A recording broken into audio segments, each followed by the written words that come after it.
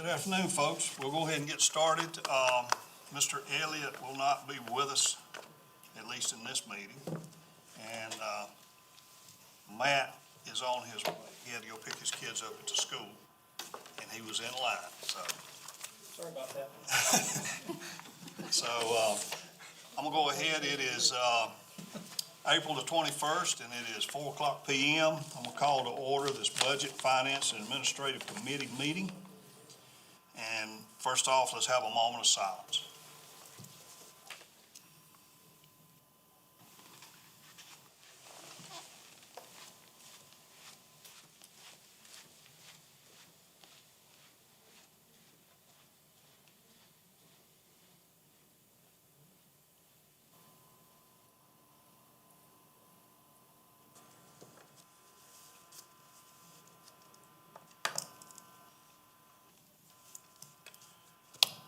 Mr. James, would you lead us in our invocation? Sure. Let's pray.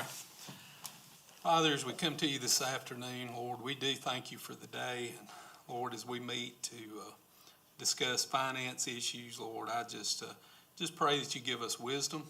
Lord, just help us to always remember that we are stewards over resources that you've put us in charge with. And Lord, ultimately we're responsible to you for how we handle those things, and we just ask that you give us wisdom as we discuss these things. Lord, guide our steps, and Lord, just pray that in all we do that we glorify you. And all this we ask in Christ's name. Amen. Amen. Mr. Shirley, is he here? All right. Mr. Hart, would you lead us in our pledge of allegiance? I pledge allegiance to the flag of the United States of America and to the republic for which it stands, one nation, under God, indivisible, with liberty and justice for all. All right. Next on the agenda, I need a motion for approval of the minutes of April the 7th, 2026, special meeting minutes. Make a motion. Second. Got a motion, a second. Any discussion? All in favor? Aye. Thanks, 3-0. Okay, we'll get to the meat of the meeting is our discussion items. And first on the agenda is a school district's budget presentation. Who's going to do that for us today? I'll start Okay. out for a minute, and then I'll pass you off. if you don't Okay, mind. Andy, if you would lead us off. Good afternoon. Members of the council, it's a privilege to be before you today. Obviously, this is my first time doing this, and so this is a new experience and one that I covet the opportunity to be in front of you today. So a lot of what I'll say in just a couple of minutes will be really repetitive. I'm sure you've heard a version of it before, so I'll pass it off to Jay for a more detailed version of the presentation. But really just wanted to begin by saying that our approach to building a budget centers around the notion of balance. We embrace the responsibility that we have to honor the taxpayer. I know that you all serve as advocates for the taxpayer, and we're happy to join you and partner in that responsibility. We also recognize the importance and believe in the importance of high-quality schools and high-quality experiences for our children. And so we believe that this is our role in being a part of a successful community. And so our efforts in building the budget proposal that you'll see this evening includes the following three elements. Number one, efficiency. We've done a good bit of work this year to ensure that our budget is fiscally prudent, that it's value-driven, that it's cost-effective. Number two, informed. We're still awaiting some of the final projections at the state level, but this budget includes the best available information that we have in terms of revenue that we can expect and expense predictions for the coming year. And I'll go ahead and say that this represents probably the most optimistic view of the revenue expectations that we have from the state. Number three, it's focused. The items that you'll see tonight have been reviewed to ensure that they're effective in providing high-quality experiences for our kids, that they maintain the fidelity of existing programs to make sure that we continue to meet the expectations that our families have of a high-quality education. And they allow us to remain, and in some cases become, a little bit more competitive in compensation for each category. And by that, what I mean is that, that we know that our ability to provide the education that our community expects will always depend on our ability to attract and retain high-quality people. Specifically this evening, I'd like to provide you with a few examples of considerations that we've taken that align to this value-driven, cost-effective approach to the budget. Number one, we've responded, you'll see in the numbers tonight that we've responded to a recent enrollment trend by diminishing the teacher count by 16 teachers for this coming year. That's reflective of a decrease in student enrollment. This will not result in any projected increase in class size or decrease in the offering of programs. I want to make sure that I make that clear. It's simply an act to right-size our staff counts to reflect the projected number of students that we expect to be enrolled this fall. Number two, we've recently conducted a district vehicle audit. I know we've talked about this less formally, but this has resulted in a decision to significantly decrease the provision of district vehicles in some categories, specifically at the district office.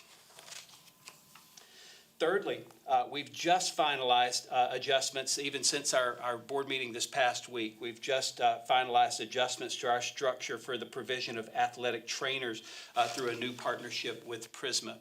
Over the next 3 years, we expect that this change will result in a savings of almost $300,000 over the next 3 years alone. You're going to see a couple of items that represent increases in expenses for the coming year as well, and I want to make those clear just as in a general sense. The most considerable is our effort to mirror the state's proposal in teacher raises. I know that you've heard a lot about that from the governor's office. You've seen some of this work in previous presentations, but we're going to be more specific tonight on what we mean about trying to reflect the raises that the governor has proposed at the state level and make sure that our teachers are able to have access to some of those increases as well so we can remain competitive. Two, in the area of safety and security, as we've continued to add safety measures, including weapons detection, Centegix badges, among many additional measures, our schools are going to need assistance in supporting these efforts. So we've included the addition of a safety and security position that will directly serve schools in the implementation of our comprehensive school safety plan.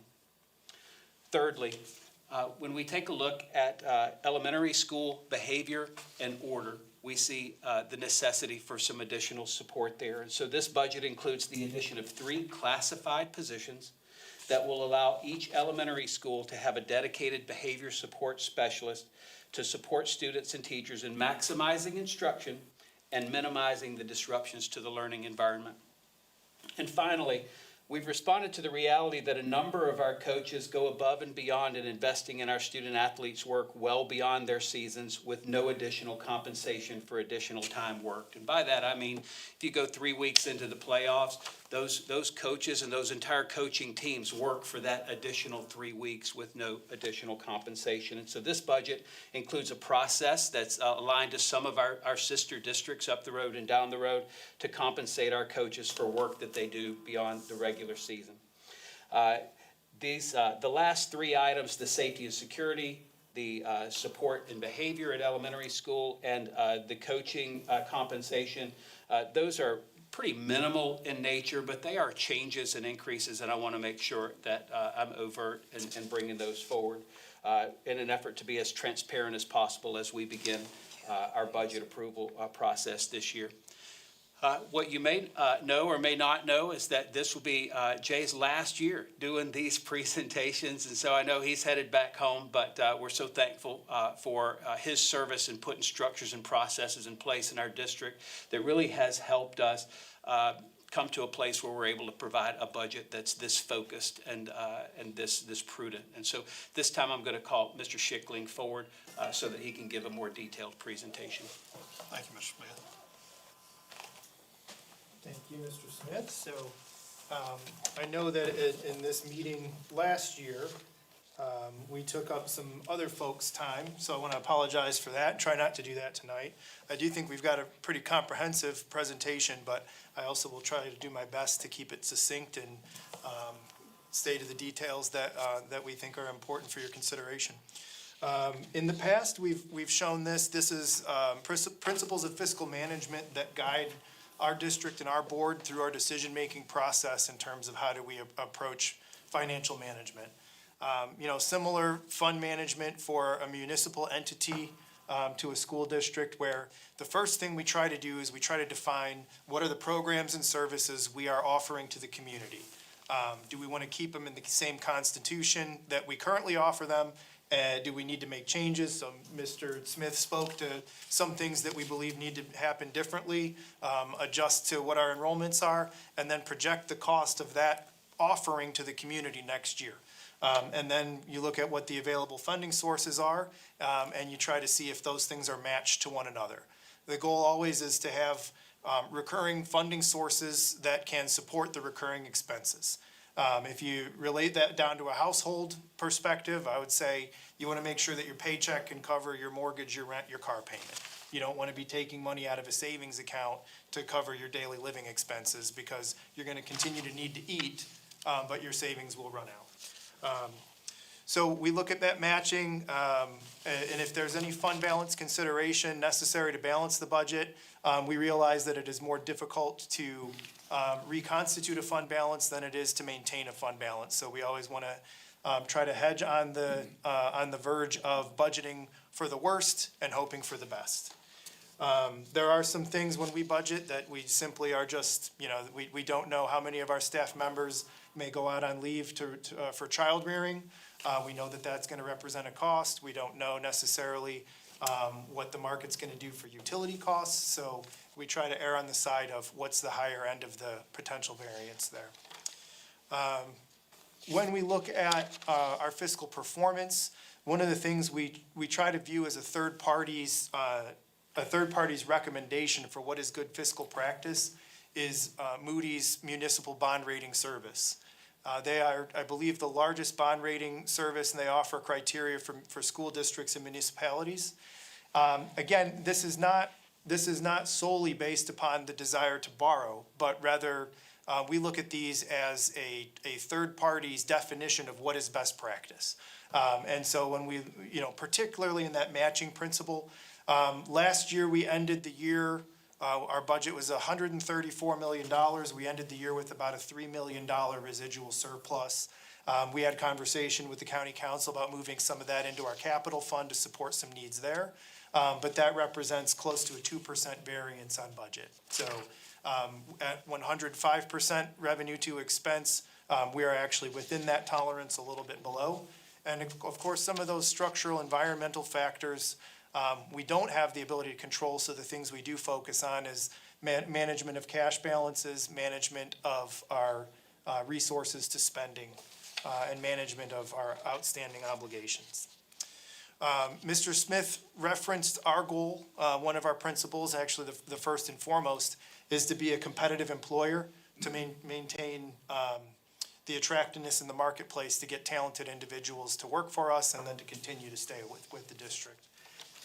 One of the ways we do that is we look at a comparison to the contiguous districts in our area, what we call the AOP districts, Anderson, Oconee, and Pickens. Each of those districts on these charts is represented by a little colored circular plot. We haven't named which districts they are.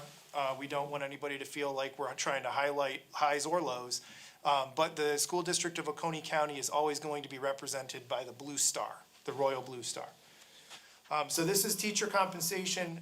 Again, we've got a lot of teachers on different scales. So we have a large amount on bachelor's, a large amount with a master's degree, and then we've got other columns where the remainder are kind of dispersed. For the bachelor's, we made a concerted effort for the 24-25 school year to try to raise that beginning bachelor's pay. We know that when students are coming out of local universities, they've got options available to them. They're being courted by other school districts, and we wanted to be able to match that on paper. So what you can see is we compressed a little bit. on that beginning scale. Then the next to the right is where we currently stand.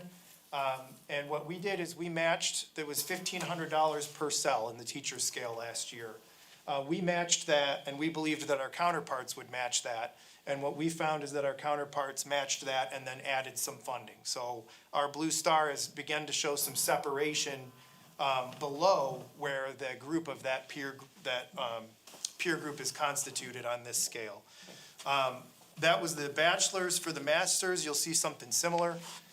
We were within the pack, but a little bit on the tail end for the master's degree.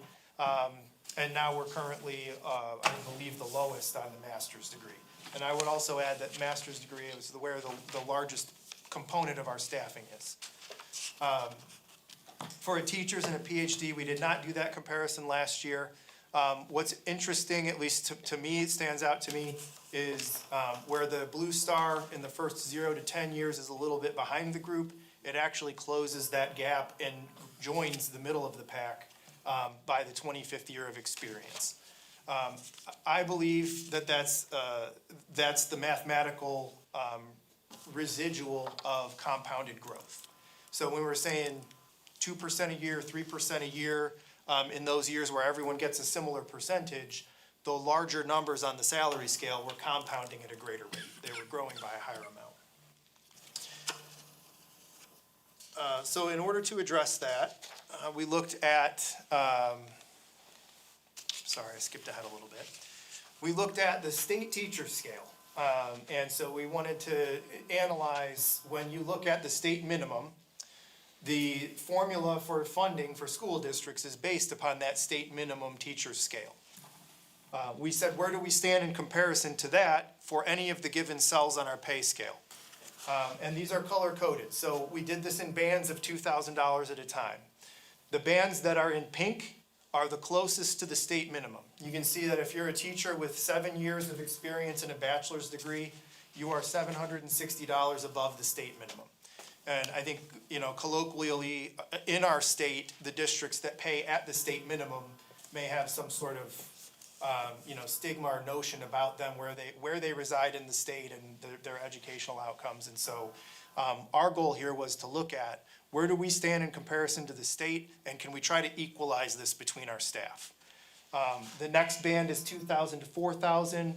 The cells that are highlighted in yellow or gold, as it appears up there, are teachers that are $2,000 to $4,000 above the state minimum. And then you can see gradually it tapers from the top left to the bottom right. So based upon those observations, we were at a point where some of our teachers were $760 above the state minimum. Some of our teachers were $13,000 above the state minimum. We said, in this goal of being a competitive employer, particularly knowing that teachers are highly sought after as they graduate from school and get into their career, and then there's a high rate of, call it burnout, leaving the career within the first 5 years. The goal was to try to address the dollar funding more to the earlier parts of the scale, which is also where we have the largest composition of teachers. So you can see there's that graphic up there for density. I don't know if I can point it out.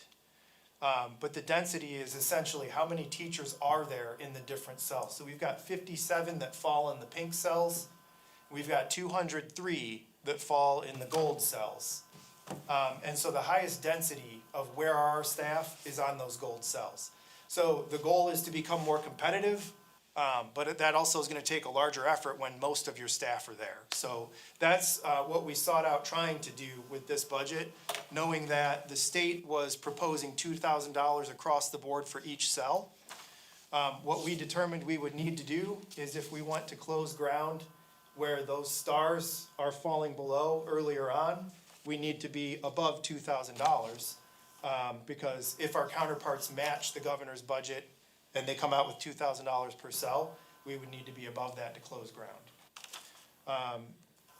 Looking at that distribution, I'm sorry, this clicker is, I don't know where I need to point it, it's a little bit less responsive than I was thinking it would be. Either that or I just scrolled something by accident, so my apologies. going a lot quicker than I thought it would. Yeah. So there, we also, you can see a constitution of where our staff fall by seniority.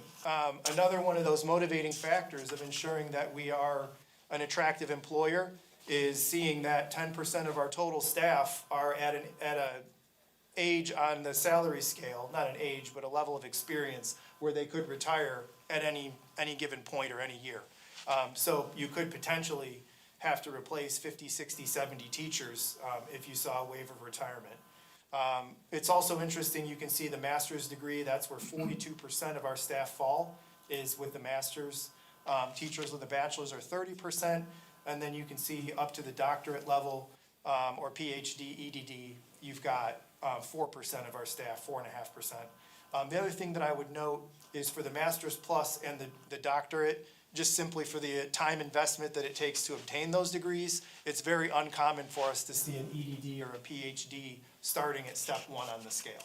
Usually folks are entering the career and working towards that education as they are moving up in years of experience. So our response to that was to not do a $2,000 across the board increase for teacher cells, but to try to come out to what was roughly an average of $2,000 per teacher and concentrate it in certain areas. So again, the goal was to retain our teachers once we get them. Also, you know, those dollar values as you get towards the higher end of the scale were $12,000, $13,000 above state minimum. So on paper, for equity, we're looking at, we want to create some separation early on the scale. So the change per cell is what's shown on the graphic on the left. The take-home equivalent, because teachers will receive a step, and sometimes a step of experience is more consequential than how the cells change. So what you're seeing on the right is what the take-home equivalent would be. And there again, we didn't want to see massive discrepancies where there were people who were, you know, $2,500 off from someone else. So the bachelor's plus 18 is a column that's been sunsetted by the state. That's why that's highlighted. So what we're trying to do there is make sure that the bachelor's degree does not surpass the master's plus 18, that it catches up. But the state is not funding that with any additional funds, and so that's why we're trying to merge those two as time goes on. For the other cells, you can see that even in the master's plus 30 or the doctorate, many of those year-to-year increases are 1,200, 1,500, but that there's greater effort attributed to the master's and bachelor's. So the per cell average is on the bottom, or I'm sorry, the per column average is on the bottom. Again, trying to honor or come close to that $2,000, but also trying to address some of our intents in terms of recruitment and retainage of staff. I'll move into building administrators here. This is where we fall for assistant principal and principal. We did compress what used to be a large scale of 28 down to really a band of about $10,000. So you can see we've attempted to be more competitive at bringing folks in at the entry point, especially in the assistant principalship. But again, our high points in that band are either average or below average in terms of the final highest compensation those folks would earn. Teacher's assistant, and so the rest of these are classified, and by no means do I want to minimize classified staff, but they're going to be very common in terms of where they stand and how we're going to address them from a budgetary standpoint. So again, I think the takeaway here for classified staff, we are not going to see blue stars at the top here. And so there are varying ranges where the blue star is in that average or sometimes below. And we're applying the same metric of a graduated approach. If we're far below the average, we're gonna maybe be closer to a 5% increase. If we're within or above the average, we're gonna be closer to that COLA increase, cost of living, CPI. Teacher's aides is presented there. You can see, you know, again, there's also the theme where a lot of times by the maximum, that star is not pacing where it was at the beginning of the scale. Bus drivers, that's a similar phenomenon.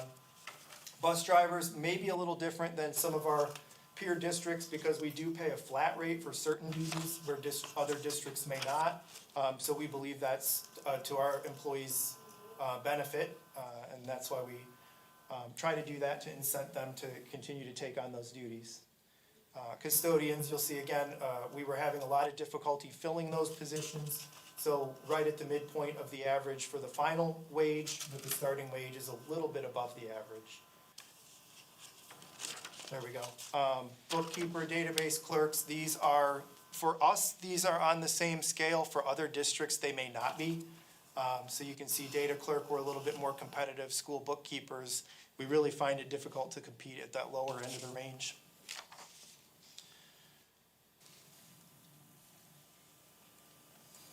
Just don't want it to, I think I clicked, but there we go. School nurses, again, right in that sweet spot of the middle of the average. So this would be an example of a position where the wage increase would really just trend with what the cost of living or CPI is right now. Facilities is where we have one of the most noteworthy observations of where we're really falling behind, especially in skilled trades, HVAC technicians, the foremans that supervise our grounds crew, any of our maintenance mechanics.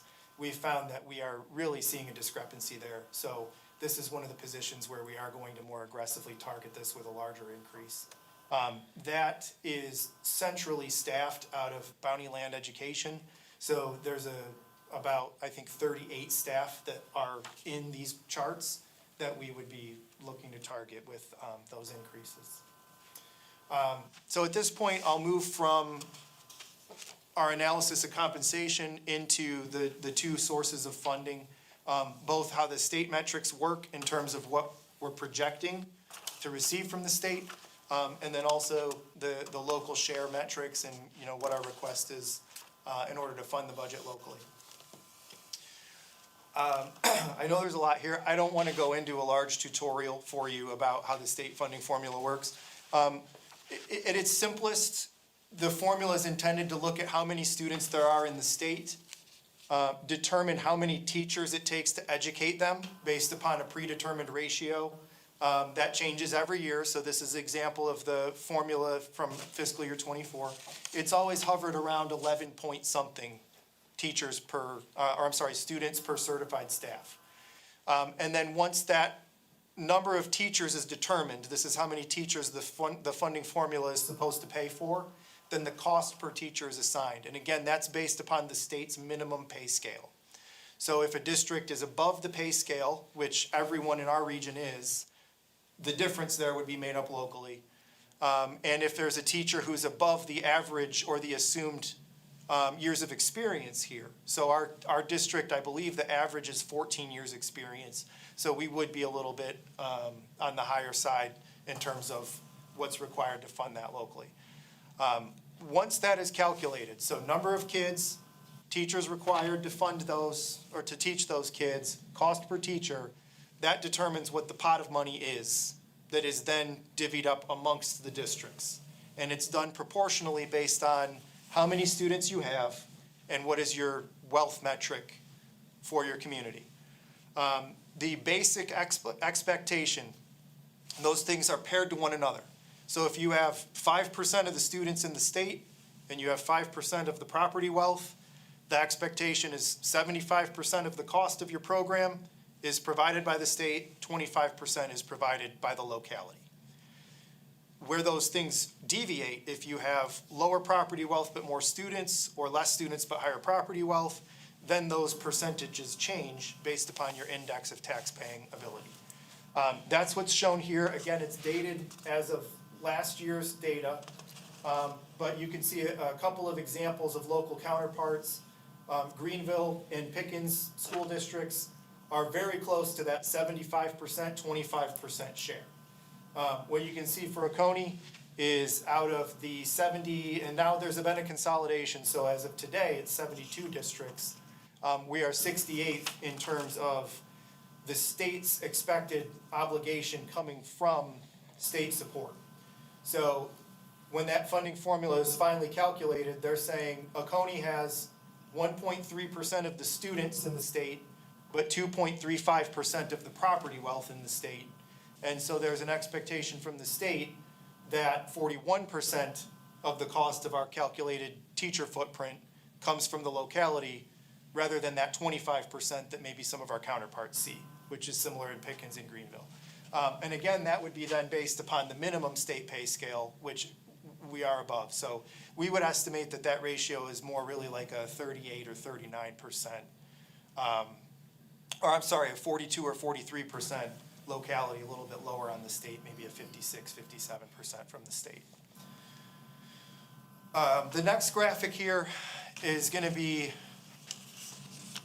it's intended to help the council understand what the district uses as its planning criteria, as well as the information the state education department puts out for our reliance upon for budgeting. So in the budget planning, the graphic on the top right, these are mirroring graphics. There's two screenshots taken. That is available right now on the state's website as the final planning numbers for school districts to use for their budgets in the budget planning cycle that led to our current budget. So there are some funds in there, and I'm gonna try to walk over so I can point at these. I apologize, but for example, reading coaches and career and technology, these are considered separate state funds. These are not general fund. And so that money has to be recorded in a fund that is not the general fund based upon this revenue code.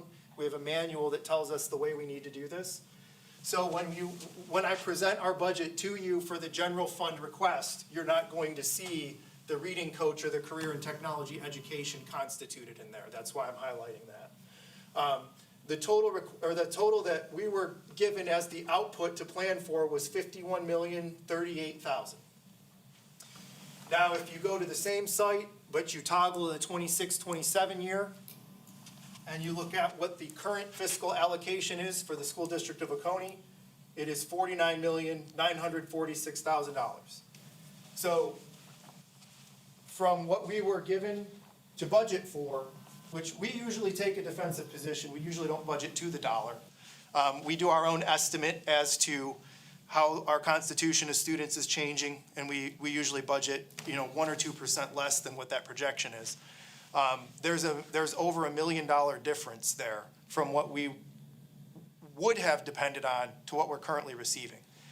Why that's important is because when we begin to budget for next year, if we look at a year to year, it looks like our revenue projection is flat or decreasing. Because any increase that is projected on that bottom is projected from what we're currently receiving, which is $1.1 million less than what we were told to expect last year. That's why I'm highlighting this. I think it's important to note that. Now, part of what Mr. Smith spoke to you about is we are tracking our enrollment, and we know that we need to make teaching reductions to reflect that. But we can say we staff a classroom. Right now, our ratio is 18.5 at the elementary school. So we say for every 18.5 students in one of those buildings, you get one certified teaching position. And the principal has discretion at what grade levels they want to use those for. What happens there is when we have 200 to 300 less students, the numbers go down, and so it's still 18.5 per teacher, but there's going to be less teachers calculated. That's what we're adjusting for. The phenomenon that we also see is, whereas there may be less sections of courses offered, there is still a fixed cost to run the school building. So we may have 2 or 3 less students in a section of a class, in 2 or 3 classrooms in that building. We're still going to need a school nurse. We're still going to need to run the cafeteria. We're still going to need to keep the lights on and keep the internet on. So there are certain fixed costs that do not proportionally decrease when we have less students. Now, the other thing that the state is changing, and they have made a change to this formula every year since I've been here. So I understand it's confusing for all parties involved. This is based upon recommendations the Revenue and Fiscal Affairs Office, Mr. Frank Rainwater, made on a study that was provisioned by a proviso last year in the budget. And that was that there are pupil weights that contribute to this formula that are not highly impactful. So part of what determines how much state aid a district gets is they take that pupil count And then they say if a student is in a special education environment or they have an IEP, multiply that student by 2.6. So there's a weighting to the state formula. For career and technology, that weighting is being removed from the general funding. So when I highlighted the reading coaches and career and technology, the reading coaches is flat year to year. Career and technology is up. So the majority of the growth that we would anticipate seeing in state funding is not taking place in the general fund. We do anticipate more funding, and we are going to move some staff out of the general fund into this state fund to match where the funding is coming in. But again, highlighting that so that there's an understanding when we're doing general fund projections, the growth is not taking place in the general fund. The growth is actually being removed from the general fund into another state fund, and the state is doing that. That's not elective by our school district. So a summary of state aid, there is this continuing trend where we have, especially since the state has reconstituted this formula, we're seeing a reduction of what the final budget projection is versus what we end up receiving. Really a large component of that, if you think back to the determining how much money there is statewide to be divvied out to the schools, there is a large student population leaving K-12, moving to charter schools. And so while we don't have charter schools in the school district of Oconee County, the state pot of money available to all is not growing by the same amount as more students exit public education across the state. And so then, one of the things we want to do is budget conservatively. We don't know that those projections are going to be the final projections. They still change through each iteration of Ways and Means to Senate to final ratified passed budget. So we try to track that closely, and we try to budget for what we believe our student enrollment and demographics will render us in the next year. Okay, for the local share. Just want to show some of the metrics behind local support. What I'm going to do is show you graphs that are assembled with a similar appearance but different numbers on them. The first one is the value of a mill, so how much a tax mill generates in any one of these school districts. And what you can see, I believe we're, as a district, 6th or 7th from the highest. The beach communities, waterfront on the ocean, lead the pack there. And really what this means is that in order to support school, it's a measure of effort. What does it take? When there's a lot of property wealth, it is an incrementally lower burden to raise funds. If you were going to say, we need to add a teaching position, it might take a fraction of a mill for the districts on the left hand, where it might take 10 mills for the districts on the right hand. Again, that's why the state then routes or diverts larger amounts of state funding to the districts that fall on the right-hand side of this graphic. Here's the millage rate by the school county districts. Pickens is, and there are names on these were not disaggregated. So Pickens is, we have been tied with Pickens. Pickens just went through a reassessment year, so I believe their millage went down a little bit. But we do continue to hold a very advantageous position for our residents and taxpayers. And then the metrics behind local support in terms of the need of our student population. Every year, the federal census is refreshed, and that's what federal funds given out to school districts, meaning IDEA, title funds, school nutrition funds, is based upon the federal poverty level, and that's done through the Federal Census Bureau. We are 5th in terms of having the highest percentage of students that live below the federal poverty line. So we are fairly unique when you look at the tax burden to our residents versus the level of need of our students. You usually see those lines closer together than the opposite ends of the spectrum as they appear for us. So all that to say, the state has an expectation that our community supports at a higher rate than some of those other districts that fell onto the right side of that scale. And we do have very needy students despite having some really valuable commercial property, retail property, and lake property, although some of that is 4%. Local tax collection, so this is a history of the tax collection. You can see what the district put in its formal request to the county, county council, the funds that were collected by the county tax collector's office, or treasurer's office, and remitted to the school district. So there was this trend for a while where there was an excess of, or a variance to the positive of funds collected versus the district's request. 2025, which was last year at the close of the books, was the first year in a while where we had seen those numbers very close to one another. And the collections were a little bit short, about $211,000 short of the district's formal request. And then the request to fund this year's budget initially, in this meeting last year, was $59.2 million. And as the county council is aware, at that time, it was agreed upon that there wouldn't be a dollar value that was passed as the budget, but rather that there would be a millage rate. And so that millage rate was 110, and whatever collections were rendered by that millage rate, that would be what was remitted to the school district. So as of today, the collections through March are close to 59 million. We still have 3 months to go. The history of collections in those 3 months over the past couple of years would be roughly 3 million. So it is our belief that we can reasonably expect to come in somewhere near $62 million in tax collection remitted to the school district. Again, I would highlight that that is in excess of what the request was last year. And so we believe that, you know, the request for last year and the request for this year are our best effort at trying to maintain those programs and services that we outlined within the footprint of expenditure or tax effort that's acceptable to the council and the community.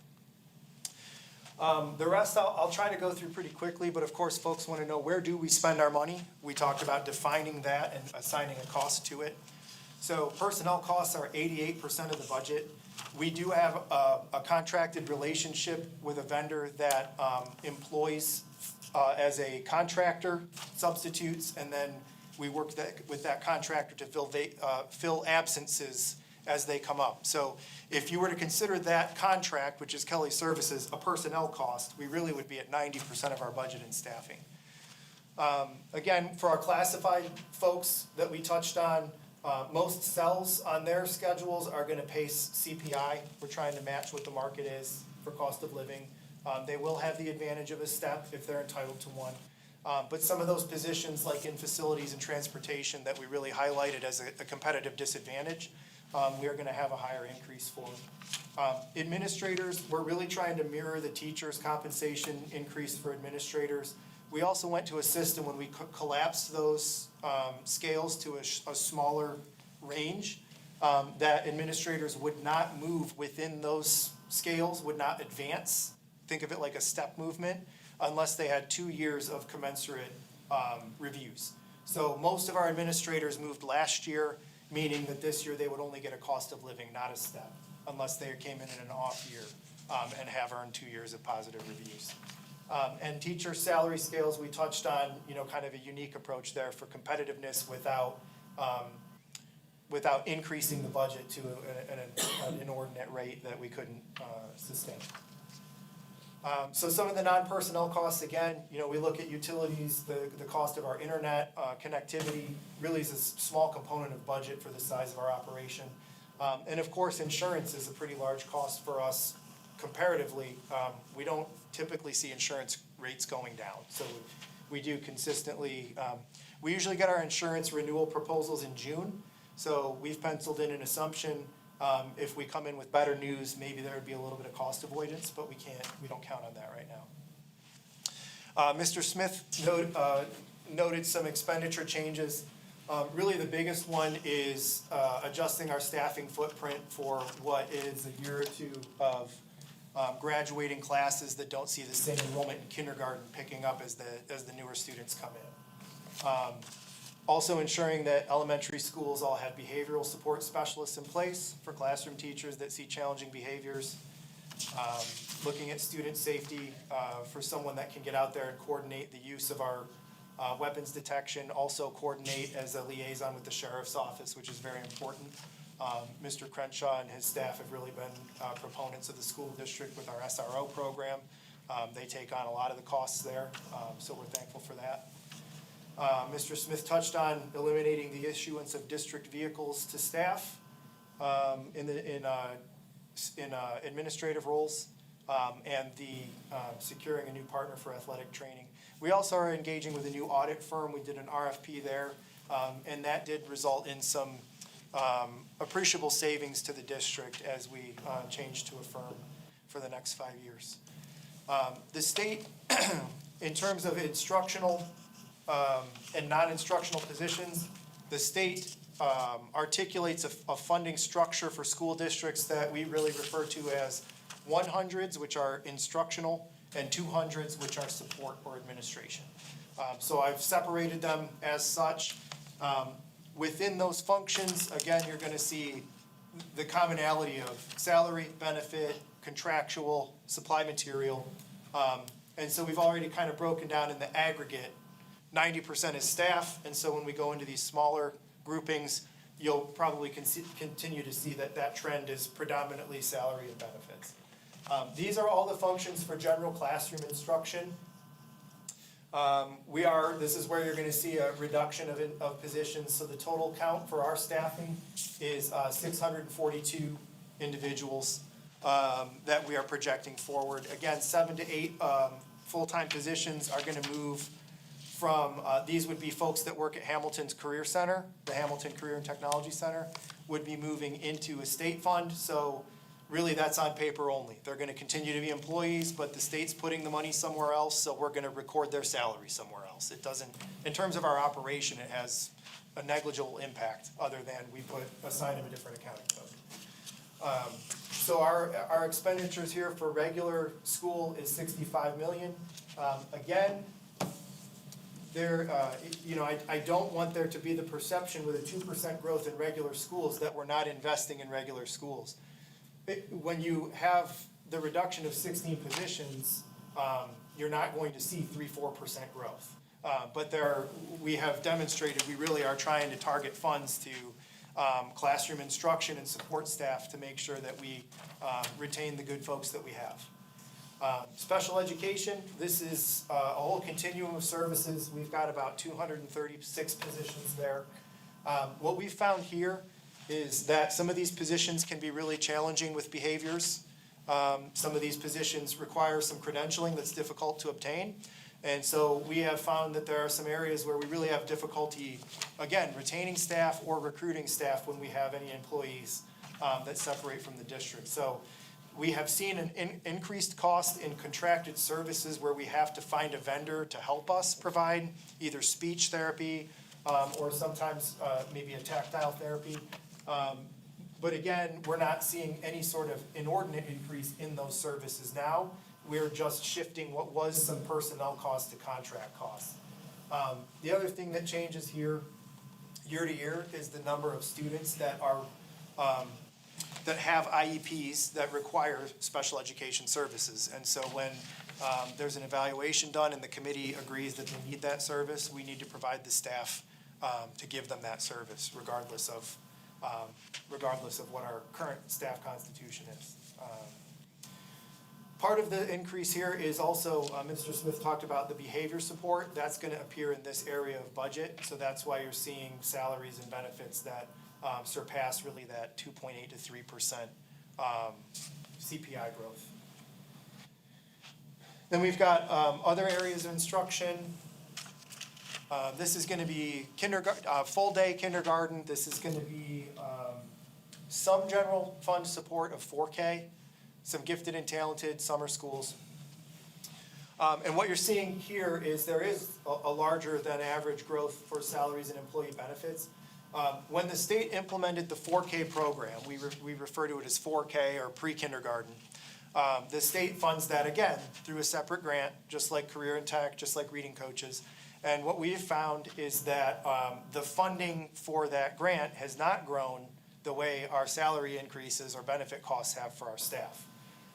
And so again, when we have a decrease in student enrollment of 1 or 2%, our funding might go down by 1 or 2% for CERDEP rather than grow. but we still have a 4K teacher in front of a classroom that might have 19 kids instead of 20, or 18 kids instead of 20. So we're not able to eliminate classrooms while we're seeing less funding come to us from CERDEP. So it's another instance of our general fund has continued to pick up staffing that has outgrown the separate stream of funding intended to provide 4K education. I think any proponent of education would tell you that bang for your buck, early intervention is exactly where the money needs to go. So we have not altered that program. But we do need to move two staff as a projection into the general fund that had not been. Student support here is counseling, school health, psychology, library. We've got 103 staff that deliver those services. Again, you know, this is an area where a slight decrease in student enrollment is not going to necessarily lead to less school nurses or counselors. They just might see 3 or 4 students less on a caseload. We also have had some mandated student health supports in nursing. So these are not learning disabilities, but they may be a physical disability that require around the clock or during the school day adult supervision to provide them with the health services they need. So we have had school health adds to the budget in the past year that we are now going to continue as the students continue to have those needs. General and building administration, this is our curriculum, staff development, Board of Education, Superintendent's Office, and school principals, bookkeepers, clerical support in the buildings. Again, you can see without stepping administrators, really lower dollar value growth than, or percentage growth than other areas of the budget here.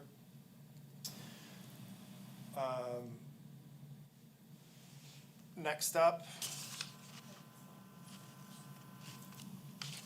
Okay. Operations, this is gonna be the finance office, facilities, transportation. So really like behind the scenes, set the table for school. You know, personnel, HR, we've got about 240 positions there. The finance office absorbed a staffing position, so we are gonna see some reduction there. Transportation, facilities are 2 of the areas on those pay scales we felt really needed some attention to pace our peers. And so that's where, energy costs, we're doing at 5%, that's been a historical trend for us. You know, we have not yet seen the growth in energy costs close the gap to our budget, but we're also not seeing that we're over budgeting by a substantial amount that's growing. So right there, we're at about 5% for operations. And here is any of those items that are extracurricular or transfers to other funds. You can see a reduction in contractual services, and then as Mr. Smith alluded to, a larger than cost of living increase as we try to devote some funds in recognition of work that coaches really are doing to extend their season. So, you know, what our methodology is try to take close to what their weekly earnings would be, and then try to reflect that in a per week that the season continues. We can't match it all the way, but we wanted to try to come close. So again, it looks like a 7% increase, but as a dollar figure against the total budget, it's not as consequential. So then when we look at the full budget overall, we're projecting a 3.25% increase. Salaries, again, we were trying to provide the competitiveness we need while still maintaining close to CPI in salaries.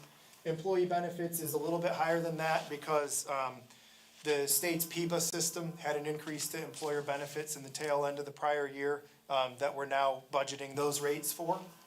You can see there's a slight decrease in capital, relatively flat in supplies and materials, and then some of the contractual services we touched on lead to a little bit higher than consumer price index. But all in all, a 3.25% budget. When the state issues, there are 2 things that the state hitches this metric to. One of them is the Tier 3 funding we receive from the state as the property tax reimbursements for Act 388. That's a statewide pool. And so our growth in that pool is gonna be tied to CPI plus state population growth. The other thing is when the state issues to both municipal governments and school districts, the maximum allowable increase to the millage, that is the CPI plus population growth. So we are below that. I recognize that there is some shift of those career and technology folks out of the general fund, but all inclusive, we would still be well below 4%. So our belief is that this is reflective of a budget that accomplishes those competing goals that Mr. Smith spoke to. And then on the revenue side, I did want to show kind of the history year over year here. Moving into this current year, the request was for a $3.5 million increase. What we're seeing is collections would be up a little bit more than that, or well, really substantially more than that. Starting with current collections in mind of nearly 62 million, which we believe will be the end point of this year, the district's viewing this as really less than a $4.3 million increase. So year to year, if we were to take last year's number, it would be 4.35 million. If we were to compare to our estimate for current year's tax collections, it would be more like 1.7 million. And again, the difficulty of a rollback year with estimating growth and the changes to millage is something that we don't believe we're really fully equipped to do to create a projection that finite. But we know that that's the value that it's gonna take to run schools with the programs we have currently outlined. Again, I would highlight, we are seeing the formula aid reduced a little bit, so total state aid we see is down about 260,000. Part of that is because we're starting from a much lower starting point from what we're currently earning or receiving versus last year's starting point. And part of that is because a large amount of that funding is being removed from the general fund into the CAPE fund. So I thought that bore some explanation as to why, much of this budget would be supported locally. Because really, the majority of what we need to support is our classified staff, our continued utility contractual obligation costs. So that is my best attempt to keep what is a lot of information as concise as I can. And now I will answer any questions you may have, or you may have them for Mr. Smith as well. Questions? All right now. I got one question. Let's see, you decrease in teachers by 16 teachers. Was there any decrease in administration also, or just on the teacher side? We did have one administrator position decrease in the current year that was based on declining enrollment in one of the school buildings. Really what we do is we staff at a number of positions per building, and then if we note that there are deviations from that, whether that is a much larger student population in one building or a much smaller student population, then we make adjustments. So that particular position was an assistant principal. Principals and APs are really what we would think of as building administration. I know we're not gonna be able to do without principals, and so we did make an adjustment on assistant principal. At this time, I don't think that the changes in enrollment would be enough at any one individual building that would tip the scale towards another reduction. What about across the street? Is there any changes across the street? We have had one change to a grant-funded position that's gonna be picked up by a federal program. I don't believe we've had any attrition or addition. We're actually anticipating the possibility of up to 2 additional changes that would be possible decreases, but we're waiting on further discussions on that. We'll tell you, one of the things, the question we got. Mr. Smith, can you come just to the Of microphone? course. No, question we got from our board this past week was around just some questions that they had received about district level administration. So one of the things we've asked Mr. Schickling and his team to do, and I feel like I failed in introducing Ms. Brandy Runyon. She'll be taking over as our CFO, so wanted to go ahead and introduce her as well, her input in this conversation. I lost the rock, paper, scissors to present tonight. Well, in any case, we've actually begun to do some comparisons between our district and some sister districts around the notion of district level support. Some areas maybe from instruction to operations to facilities and maintenance, and really look at how we would compare. At first glance, almost every single one of those. We have a couple that are right at the mean, but the ones that we're looking at right now, we're well below the mean. And so feel like we're running a pretty tight ship in terms of comparison to some of our neighboring districts that are similarly sized, but it's something that we're continually looking at. We want to make sure that as much as we can, our resources are out there where the children are, but we also want to make sure that our teachers have the support that they need to do the difficult work that they do. And so we currently have one diminished, but anticipating up to an additional 2 more.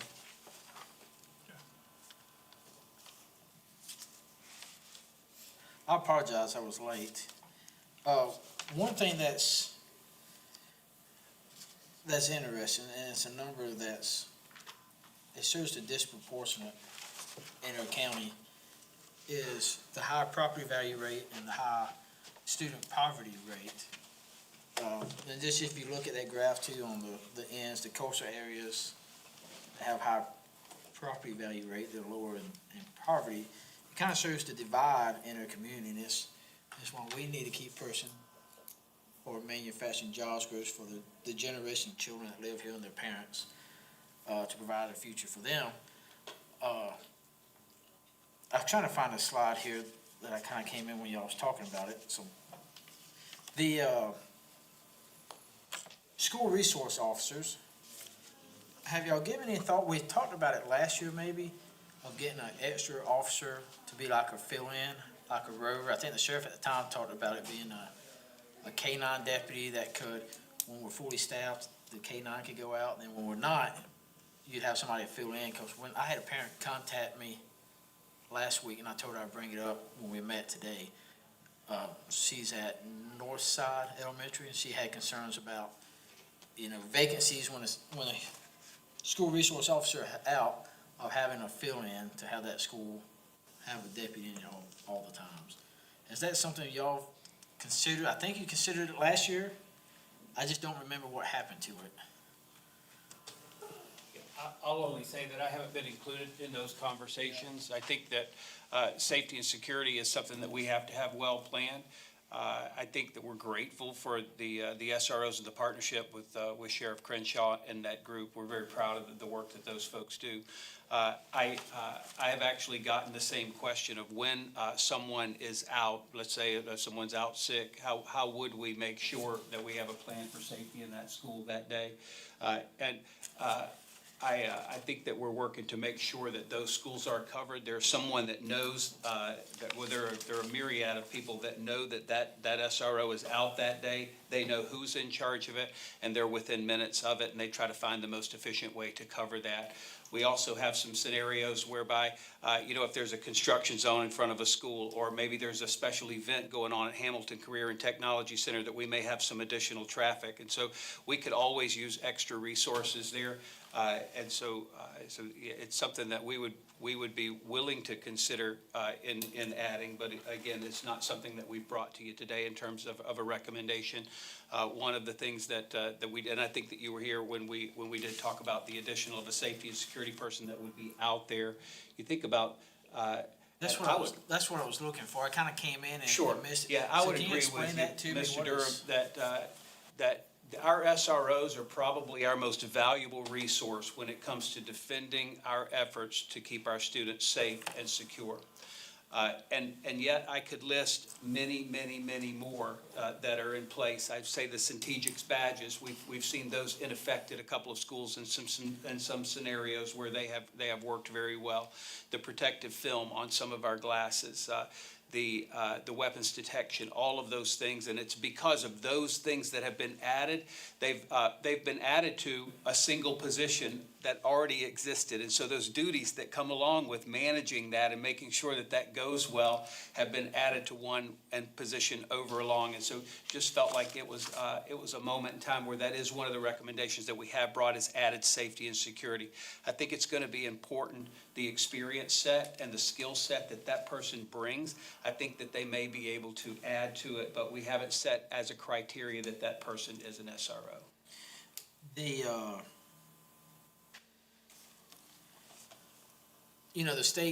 The governor came out and said no school without a school resource officer. We didn't get that funding. Y'all didn't get that funding because we already did it. But technically we don't, because I guarantee you, any given day, there's a vacancy somewhere. I wonder if that's some way to seek the state funding, you know, to cover one additional one, to make sure that all schools are always covered. I'll join you in optimism, I'll tell you that, but I think that, and I don't want to bust anybody's bubble, but even with the Centegix badges, you know, there's legislation on the floor, conversation on the floor right now of adding the requirement that all schools in the state would have those Centegix badges. Now, this will be another one of those things that we've already purchased, and but the number that I've heard that they're considering contributing towards schools that don't yet have them it's just absolutely so far below what the actual cost is to have that safety measure in the school that it's almost negligible. Have we thought about getting back to, if you got an SRO that's not available, have we thought about collaborating with the municipality police departments to partner with you in those instances when you don't have someone? I've had great experience in partnering with all the chiefs and really all the police departments. And, you know, I would have said 3, but, you know, they're more than that. You know, you go to Salem, West Union, and all of those, we've had great partnerships with all of those. One of the things that I'm really proud of, Mr. Mize, is the communication between the two. And, you know, Miss Evie Hughes has been actually one of the liaisons between our SROs and the school district. She picks up her phone on the first ring at 2:30 in the morning. I can tell you from personal experience.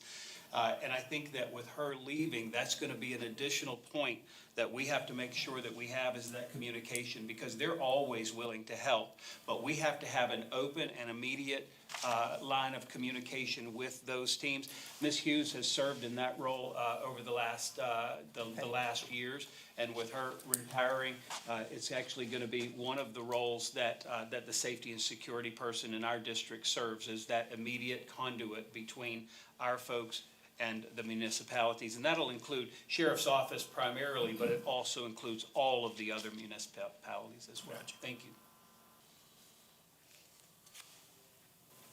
Have y'all, so what qualifications do y'all look to hire to fill that position? Is it like It's former law interesting because we're enforcement, or is kind of looking for a superhero. In one respect, there are some complexities around school. In fact, what I can tell you is from experience of working with and alongside SROs in different scenarios and different structures, is that not every police officer makes a great SRO. And I think that will be universally understood. And so there's some fundamental knowledge about the workings of school that will be important for that role. But I'll tell you this, the partnership, the knowledge of law enforcement, the ability to work alongside law enforcement will be absolutely imperative because of the interaction during emergency situations. So I'll add to it, and actually I think agree with you, is that it's not only the day-to-day safety, it's the reunification plan that we have, and the code red drills that go down. The fact that when our school resource officers or our local sheriff's deputies come into our schools, they need to be familiar with our schools. They need to have the information and the maps along with that. And so you can think about some of the logistically minded tasks that this person will have to do. It'll be so very important that they're closely connected with school resource officers. There's, and the schools. You know, this is a conversation that I've had informally with Sheriff Crenshaw. I believe that we're on the same page in how to move forward with this position to make sure that it works for the sheriffs and the law enforcement agencies, but it also works for the school. On the revenue side, so $1 million short on the state than you budgeted, but we was about 2.5, I guess, over on the millage Avalon side? That's currently our projection, yes, sir. Okay. So that kind of balances, close to balancing out. Well, anybody else? I appreciate you guys, very thorough presentation. I appreciate working with you, I hate to see you go. Well, I appreciate it, thank you. I wish we could clone you and bring one of you over here, but. I apologize for last year, you know, before you got here, I feel like we imposed on some of the time for your other groups, so, wanted to do the best we could to honor the time, but Yeah. thank you for hearing us out tonight. And as we look through it, it's a lot to digest. We'll reach out with any questions. of course, you have my contact information. We'd love to partner with you through this whole conversation. Sure. Thank you. I would like to thank you for the purchase of the wrestling mats for the West Oak wrestling team. They're enjoying them, and I appreciate that. I sure am glad we got them in before this meeting. Those things take a long, long time to come in, and I can tell you, once they come in, then they have to sit out for a while. But I got some great feedback the other day from some of our student athletes really benefiting from those, and that's a strong program that deserves support. They're coming tonight, the state championship team. Oh, awesome, Yeah. awesome, yeah. Fifth time in a row that we've gotten a visit from them, so. Sure. Thank you all. Thank you. Thank you all. Yep.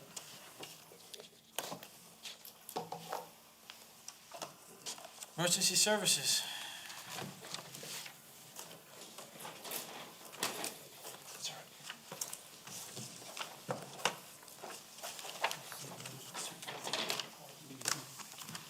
First off, thanks to council and administration for allowing us the opportunity to present our budgets tonight. Scott and I both have not really had a lot of input in years past with the budgets that were presented for emergency services, so we've worked together to try to put this together. We have several different budgets, and we'll start with our general fund budget, or the 10 budget, and not to go line by line, because we tried not to make a lot of changes in the budget, just to make sure we understood where all the spending goes. But one of the things we did do want to highlight is some of the changes we did make. In the professional line item on the general fund budget, we increased by $10,000, and that was for an insurance policy that covers helicopter and ground transport for all of our paid staff members. In the current and previous budgets, this was in a policy lumped with volunteers in the county, and it was charged to the volunteer incentive line item. Coverage for staff does not belong in the same line item for the volunteer compensation, so we put the premium amount in the professional line item in the general fund budget. With the restructuring of the 2 commissions by county council, we now have 14 commissioners instead of 12, so we increased that commission honorarium by $200 to cover the 2 additional commissioners amongst those 2 boards. The previous emergency services director had told me last year that Ms. Brock had moved 2 of the salaries from the general fund to the 020 special revenue fund. As I talked with Letitia, and after she sent out our spreadsheet, she confirmed that 2 employees were placed in the 20 special revenue fund last year, and she had informed finance that they needed to correct that. With the budget we are proposing that those 2 employees be moved back to the 010 general fund. And of course, we realize that this year is gonna be a tight budget year, and that new positions are unlikely, but we both have requests for new employees that we would like to present tonight. One is on the fire operations side, we currently have 3 24-hour shifts. 2 of the shifts have 16 personnel, and 1 shift has 15 personnel, so we're asking for 1 new firefighter position to even out those shifts.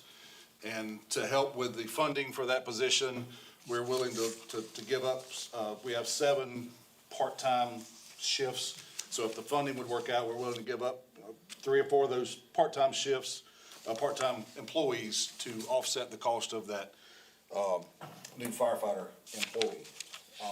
And then also, just for discussion, I don't have a number there, but in the event we do work out something with the school district for that program to be put back at the Career Center, we do have a position there, but I was told in previous years that was the cost of the employee was half the county and half the school district. So until we get that worked out and then know what that salary would be, I didn't put a number there, but I did put the position just for conversation for council to be thinking about if that eventually is worked out with the school district. So, and then I'll let Scott go over the other positions. Good evening. While the positions that I'm about to talk to you about are they're on the new position worksheet, this is gonna be more of a restructure as opposed to new position hires. With the exception of changing the part-time radio programmer maintenance tech position to a full-time position. And as a lot of you know that we've had issues with our radio systems around the county, this will help ensure that those radios are being worked on pretty advantageously to make sure that we're getting that system, or at least maintaining that system.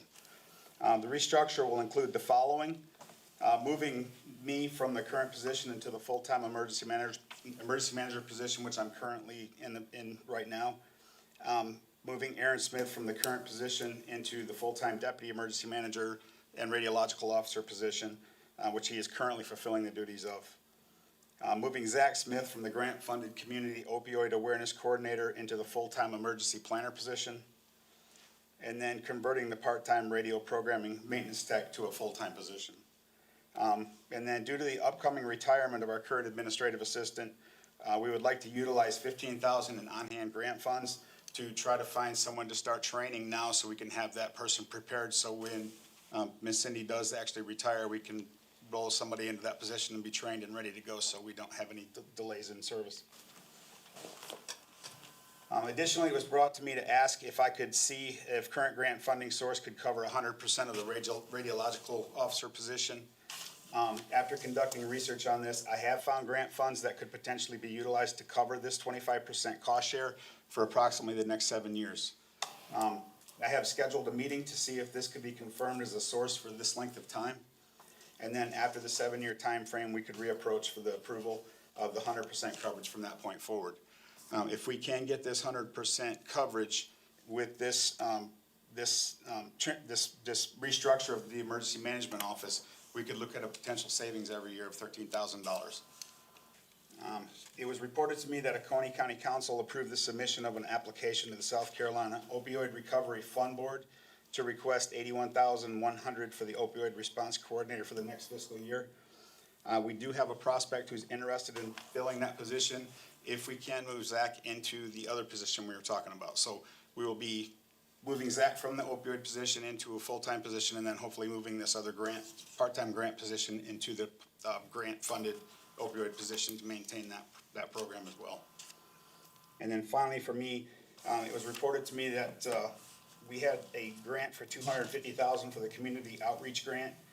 It appears that there's $174,162.68 has been expended, and that indicates a remaining budget of $75,837.32, which can be utilized for up to 3 part-time community medical responders if we decide to go that route as well. And with that, that's all I have from the emergency management side of the house. Okay, our next fund is the 20 fund, and this is the 2.9 mil that's on the unincorporated areas of the county. And just a few changes in this. The professional line item here has both the helicopter and transport insurance, as well as a supplemental insurance policy that will cover all the volunteers, fire and rescue. Over the past several years, these were in the volunteer compensation line item, as I said earlier. This was taken away from the budgeted monies that was set aside as incentives for our volunteers.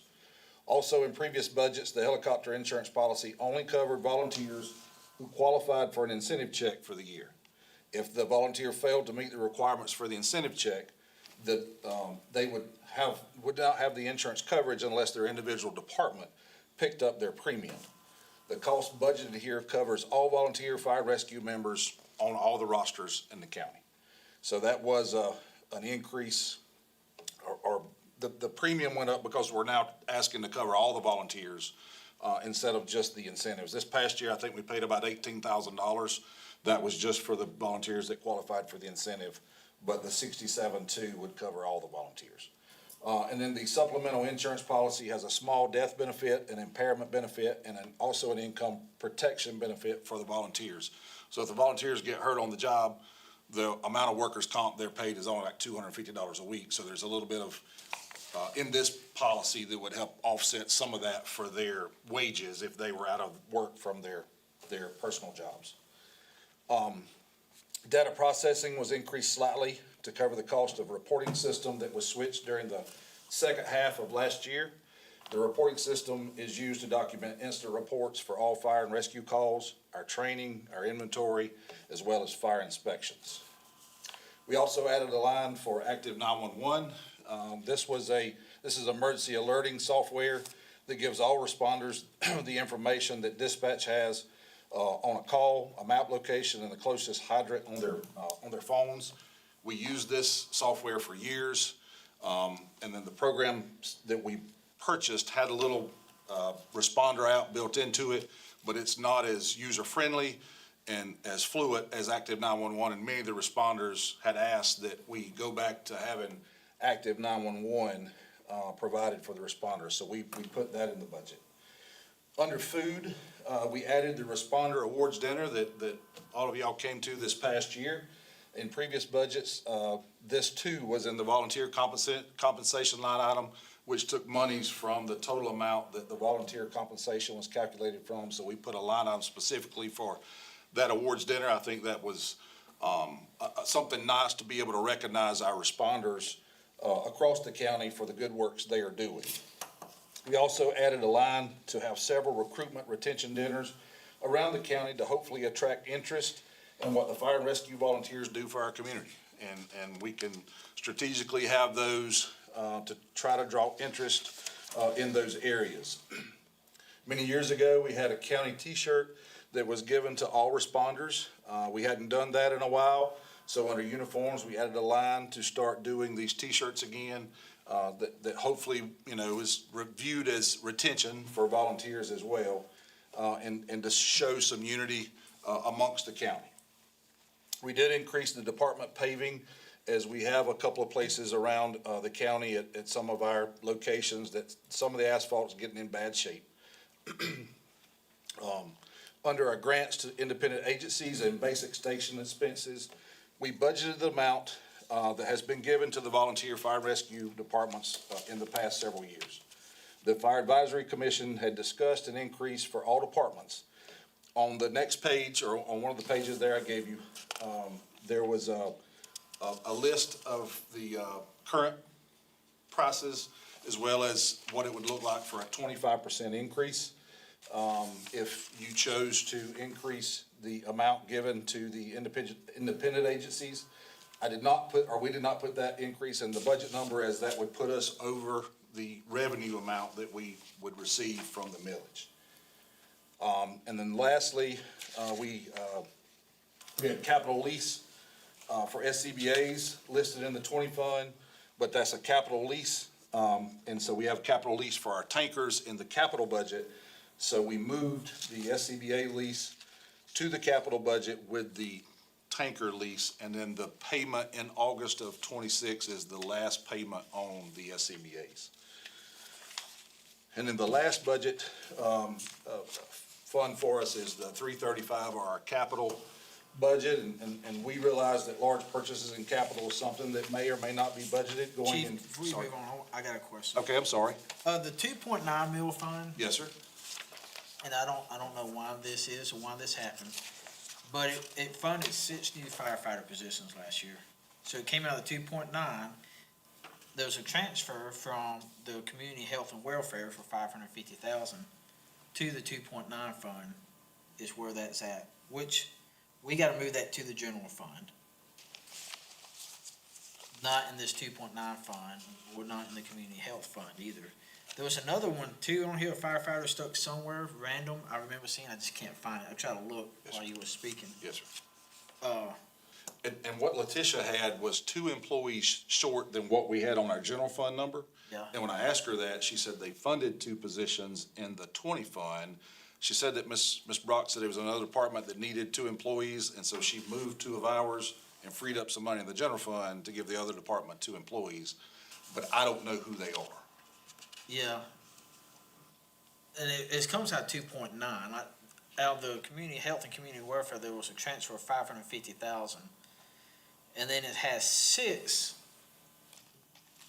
I'm kinda confused, it has 6 new employees, 3 new fire lieutenants, 3 new fire engineers, line items on the 2.9, but then the employee count for that fund goes up from 1 to 10.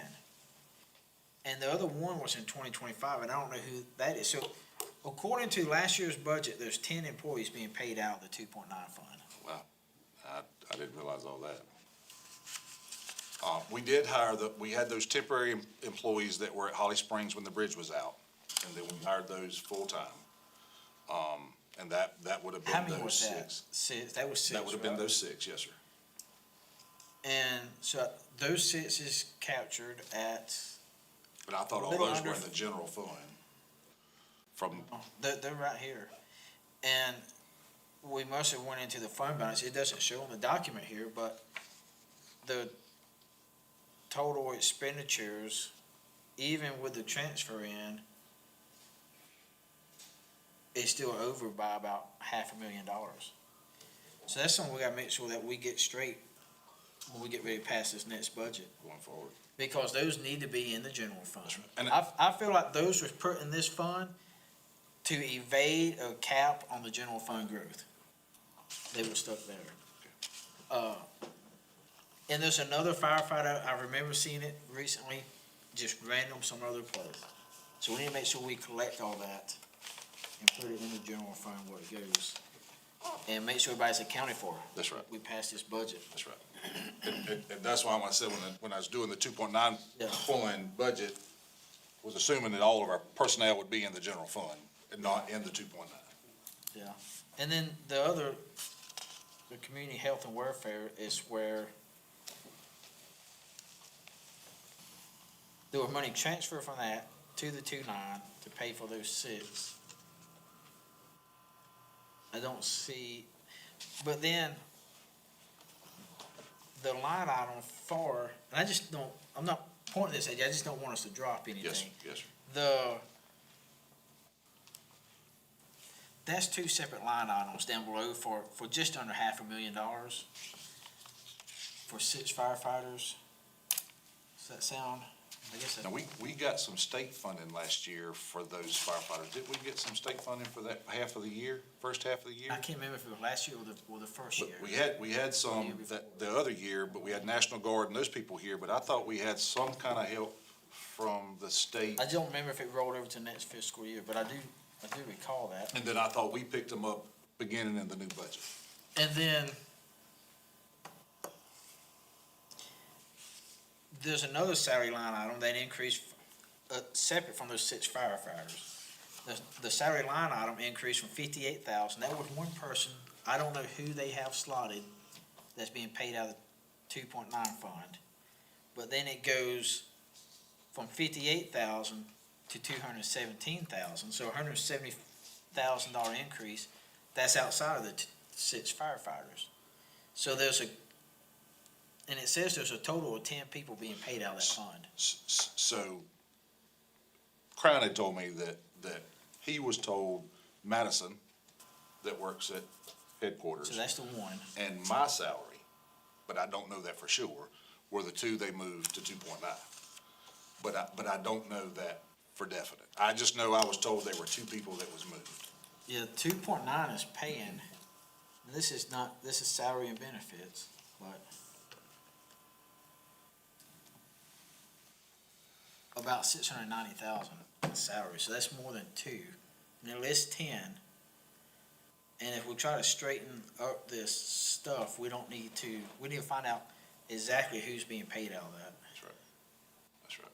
Yeah, we can, and Mr. Chairman, one thing we have been looking at with finance also as we go into the FY '27 is moving, I think 275 Community Health has the contracts. Does it have the fire contracts in there?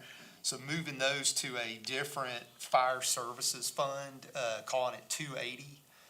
So we were working on that with finance, putting a specific amount of mills in that fund just to cover those contracts, so we can bring clarity to that situation. And then we can figure out what to do. It would actually look like about 3.1 mills would go over to a 280 account. And then 2.4 mills would stay in the community health account. We've also got a plan to permanently move some of that millage from 275 over to the general fund. So yeah, we've got some work we're doing on that. So that 550,000 transfer, that's paying salaries, if we're keeping those employees, that needs to go to the general fund. Yeah. And then there's about another, a little over $200,000 in salaries that's coming out of the 2.9 fund that needs to be in the general fund. Because budgeted spending last year, or projected spending, however you wanna say it, is $3 million in that fund. The 2.9 revenue collected roughly $2 million. Now 550,000 was transferred over, so you're still short $500,000. And all that, I don't wanna reduce the 2.9 fund to the volunteers, but that 500,000 needs to go back to the general fund. And the other salary, $200-something thousand, we need to find out who that is, and it needs to go to the general fund. Because if we pass a budget on 2.9 mils out of this fund and we don't fully capture who is paying out of it, and we don't budget that in the general fund, we're gonna be short. Okay. The general fund worksheet that we received from finance as we started this just had a number of employees at the bottom. So we really I didn't have a listing of all of that. And I haven't received anything on the 2.9 as far as a worksheet. What I presented you was basically based off of last year's numbers. Yeah, I mean, so you see the employee count really didn't change, not by. There's 6 firefighters listed, and we can say the admin is 7. There's 3 other employees being paid out of this fund. That may be emergency services employees, who knows, right? I don't know. Yes, sir. But we gotta figure that out. Yeah, we can find out.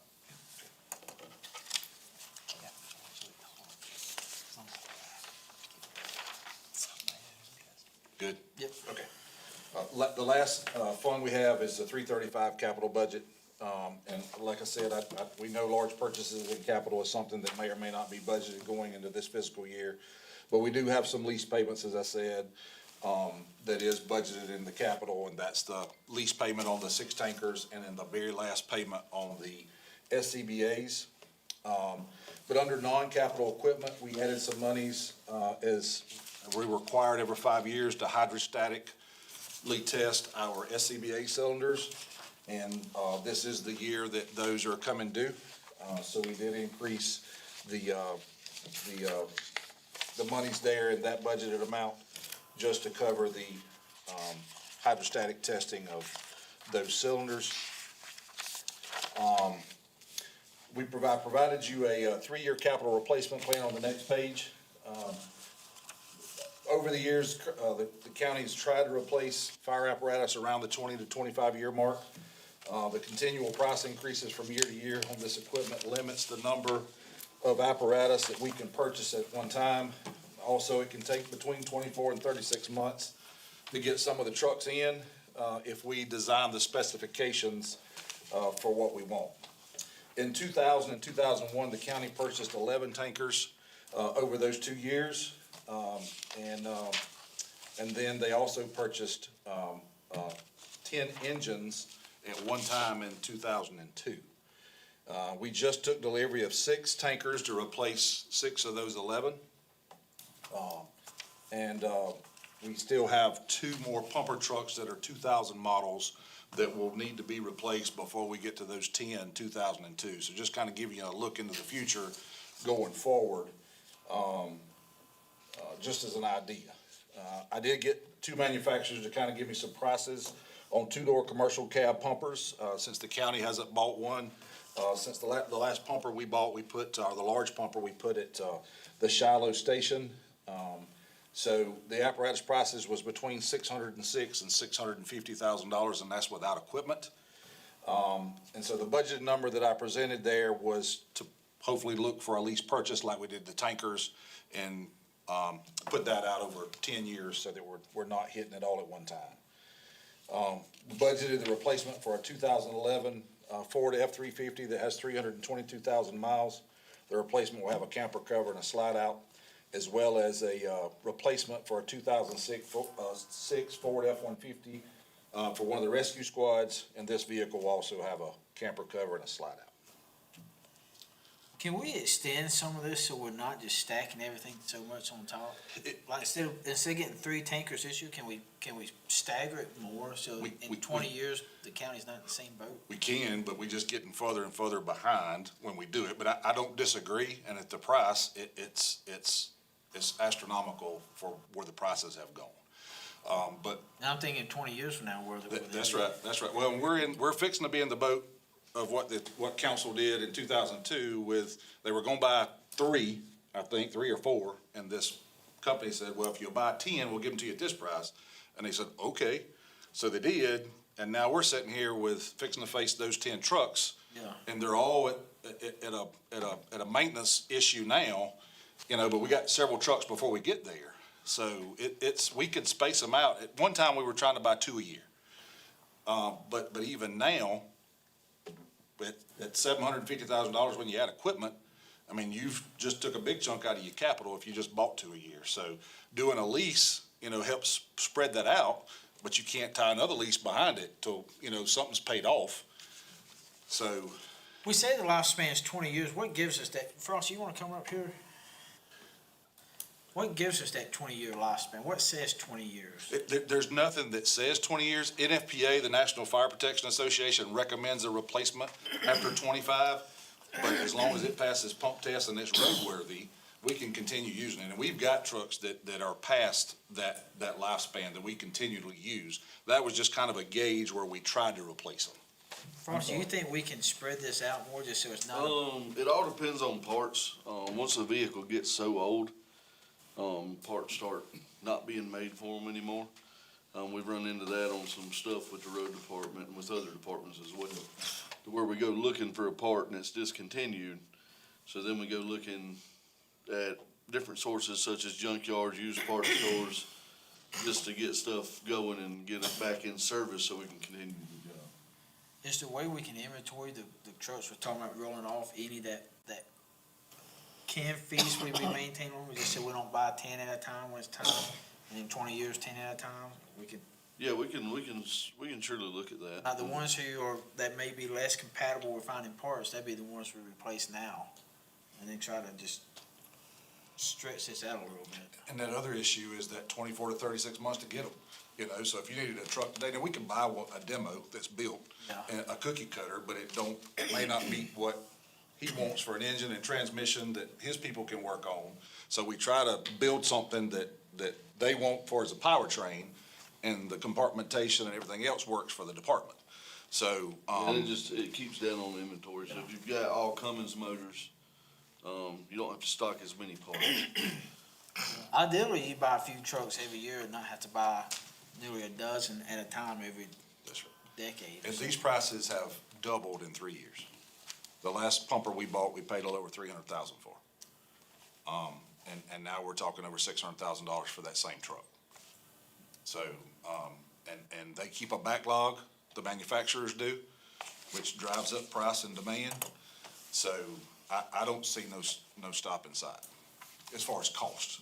But you're absolutely right, when those number of trucks hit us at one time, trucks don't cost what they did in 2002. So I'm not even just thinking about the cost now, I'm just thinking all the repetitiveness of it. That's right, yes, sir, Oh, yes, sir. Yes, sir. I'd just like for us to look at that, just see if it's feasible. Okay. If we have some we can keep in service longer, look at like the Best Buy date, a box of cookies, you gotta check it out first. So, just to stagger, not just for now, but for the next, whoever's here in 20 years. Yes, sir. Yes, sir. Thank you, Frosty. Yes, sir. I I got a question. Go ahead, Glenn, I got one too, go ahead. Mine's gonna be minute to what you've been having to answer. It'll be just, yeah, we can do it. You mentioned asphalt. Is that asphalt for our volunteer fire departments? No, sir. No, sir, that'd just be the locations that the county owns. Okay. That's what I wanted to know. Yes, sir. My question is, do we have an inventory sheet that shows us how many emergency vehicles, being tankers, ladder trucks, pumpers, boats, total inventory sheet that shows how many vehicles we own? We do have that in the system, yes, sir. Are there some sitting out there that's like parked over in the corner, we're not using yet, that could be surplused to someone, or could be put in another location to be used as a backup in an emergency? So that's what we do with some of the ones that are parked, is reserves. There's been times that we've had every reserve truck we had in a place, depending on what's broke down, what's going on at the moment. You know, any spare vehicle we had during the ice storms or the hurricanes, we had people in with chainsaws. So at different times, we utilize those, but we do have a master list of everything we have. Yes, sir. And we've talked about it one-on-one and with Mr. Jones as well. If we get everything kind of settled out here and staffing, we really need to come together and you guys will have to build it and work with the fire commission too, and then we'll deliberate on it. But we need a long-range plan. Absolutely. A long-range plan that, you know, gets finer tuned once you get down to 3 years, and then we can revisit it every year. Because we need to know where we're going. And where we think we're going 7 years from now may not be the same. That's when we revisit it every year. That's right. But we need something down on paper, because I feel like we're flying blind. That's right, absolutely. Absolutely. I don't disagree with that at all. Maybe that's something we can get into later After the budget. in the year, after Yes, the sir. budget, Yes, sir. and start working through that. Love to do that, yes, sir. Yeah. Any other questions? I just got a statement real quick, Chief Smith. So, on our salaries, once again, so we are finishing, the enrollment has finished for FEBA, of course. And so we're quantifying and trying to estimate as best as we can for those budget numbers. So that's another reason why we don't have a salary and fringe information in there. I'm looking to have that honestly by next week. We've got some good numbers now, but we're still waiting on a few things. So I didn't want to put that number in there and, you know, and go one way too far or the other way too far. So that's where we're at with that. So. And let's see.